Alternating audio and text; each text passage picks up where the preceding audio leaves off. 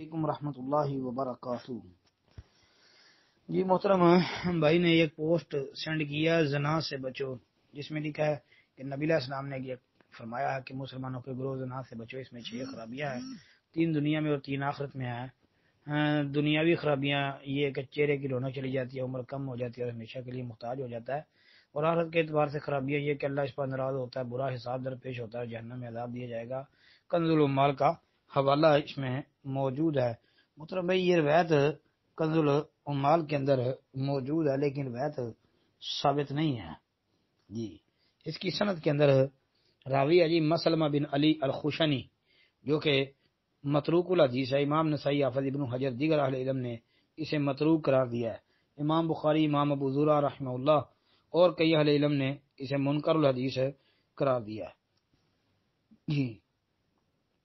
امام بہقی وغیرہ نے بھی اس روایت کو بیان کیا ہے اور اس کو مسلمہ کی وجہ سے ضعیف ہی کہا ہے، کیونکہ مسلمہ متروک ہے جی، یہ متروک راوی ہے، روایت ثابت نہیں ہے جی۔